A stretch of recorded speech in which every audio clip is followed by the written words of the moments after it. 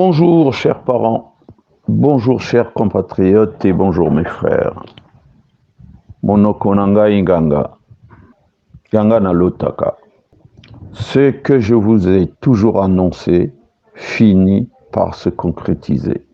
Et voici, et voilà. C'est comme à la chasse à courre, à défaut d'un chien d'un vrai chien de chasse, on vous donne un mouton pour chasser des antilopes. Vous lui avez donné le Congo et il en fait à son bon gré. La constitution au Congo, elle n'est pas écrite. La constitution au Congo, c'est Sassou lui-même. La constitution, c'est Sassou. C'est personne d'autre. Et vous lui avez donné cette force-là.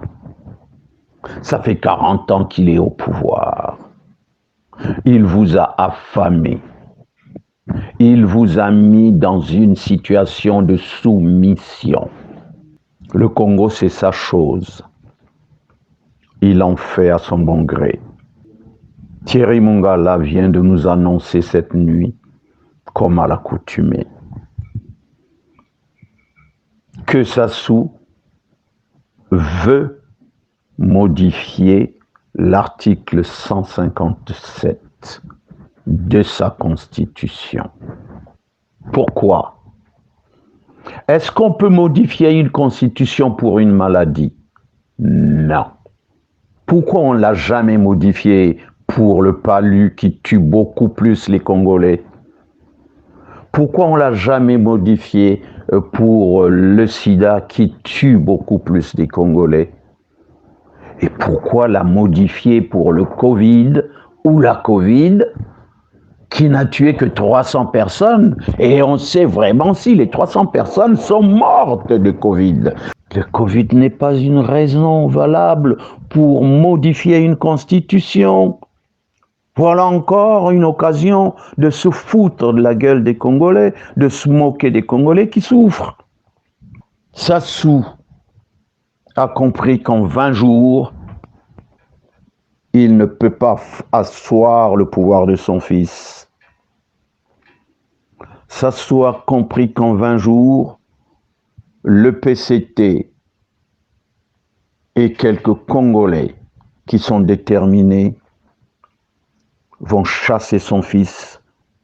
Eh bien, Sassou veut ramener les 20 jours, veut prolonger les 20 jours en 90 jours. Et qu'est-ce qu'il peut faire en 90 jours? Préparer, comme je vous l'avais dit. Préparer bien comme il faut. Et provoquer une guerre. Où exactement? Mais dans le Niari, comme je vous l'ai dit. La logistique est déjà en place dans le Niari. Qui est-ce qui s'en occupe? C'est Pierre Mabiala. Ce monsieur qui a obtenu sa licence en droit au bout de la 4e fois. Et parce que le quota de l'UGC lui en a accordé cette possibilité. Chers parents, 90 jours suffisent pour déclencher une guerre au Congo. Et il se donne les moyens, il se donne l'armature juridique pour provoquer cette guerre et pour placer d'abord son fils. Son fils est très pressé. Son fils en meurt d'envie. Mais pourquoi son fils? Pourquoi on ne se pose pas la question?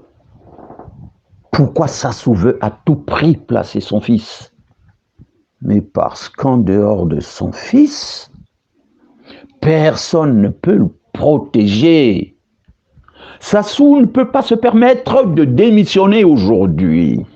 Il démissionne aujourd'hui, le lendemain, il se retrouve derrière les barreaux à Brazzaville voisin du général Mokoko, et le général sera déjà à l'extérieur de cette cellule. Sassou a peur de la prison. Sassou est gravement malade. Il faut que les gens se dépêchent pour mettre Kiki en place. Kiki est en train de débrancher son père. Kiki veut prendre le pouvoir.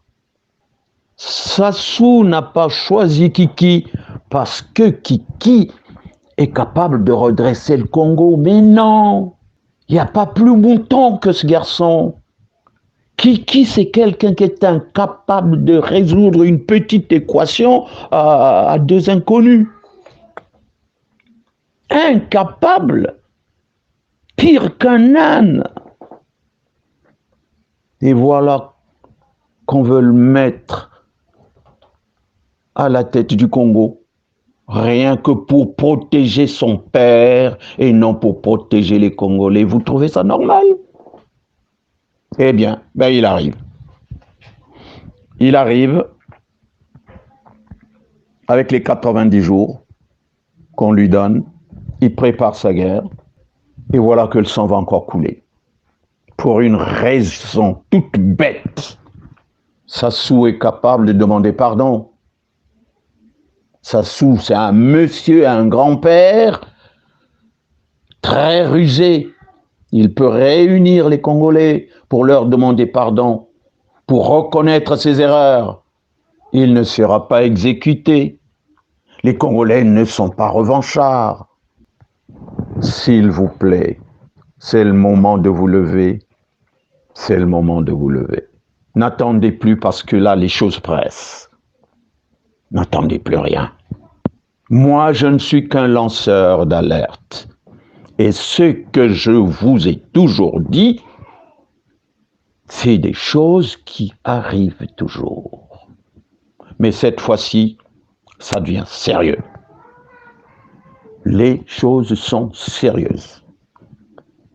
Vous en faites ce que vous voulez, comme d'habitude, mais au moins, je viens vous avertir que ça va se déclencher dans quelques jours. Levez-vous. Les Congolais, bougez-vous les fesses. Bougez-vous le cul, c'est pas possible. Jamais vu un pays où il n'y a que des moutons. Mais aujourd'hui, vous êtes en train de mourir comme des mouches. Qu'est-ce qui vous tue? C'est le palu. Qu'est-ce qui vous tue? C'est la famine dans laquelle on vous a plongé. Levez-vous, levez-vous. Après, moi je vais vous arrêter, je vais arrêter complètement à vous prévenir, à vous annoncer les mauvaises nouvelles. J'ai toujours eu le courage de vous dire la vérité, mais cette fois-ci, je pense que c'est mon dernier message. Ça servira à rien de s'adresser aux ânes. Levez-vous, le pays est en train d'exploser. Ils n'ont plus le choix que de brûler le pays. C'est la politique de la terre brûlée, chers amis. Et j'en aurai fini avec ça. Si vous ne vous levez pas, vous laissez Mungala faire ce qu'il a envie de faire. Vous laissez Sassou manipuler tout le monde. On va vous trouver encore sur les routes avec les matelas sur la tête. Votre frère, Charles-Alexandre Ntsanga. Je vous remercie. Je vous aime beaucoup. C'est pour ça que je passe mon temps à donner des alertes. Bonne journée à vous.